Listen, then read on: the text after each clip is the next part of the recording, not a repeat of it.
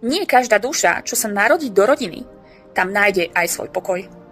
Je veľa ľudí okolo mňa, alebo ich v bežnom živote stretávam, ktorí majú okolo seba rodinu, ale aj tak v nej nikdy necítia pokoj, bezpečie a že sú prijatí. A práve o tomto sa hovorí veľmi málo. Povedzme si pravdu, od malička každý počúvame, že rodina je istota, láska a domov. Lenže poviem úprimne, nie každý to tak cíti.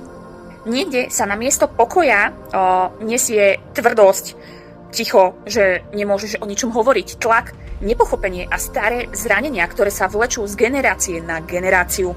No a práve niekedy sa do takéhoto rodu narodí veľmi citlivá duša, ktorá to všetko vníma oveľa viac a hlbšie než tí ostatní. Že nie všetko, čo je pokrvné, musí byť zároveň aj bezpečné. Že nie každý človek z rodu vie dať lásku len preto, že patrí do danej rodiny. No a práve preto veľa ľudí, ktorí sa celý život cítia medzi svojimi, aj tak, ako by tam celý život nepatrili.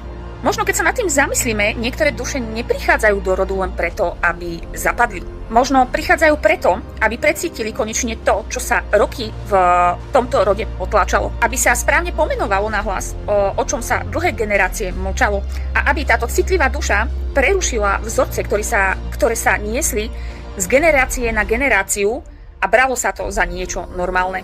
Nie každý rod je domov pre tvoju dušu. A niekedy najväčšia sila je v tom, keď človek prestane chrániť ticho rodu a začne chrániť vlastné vnútro.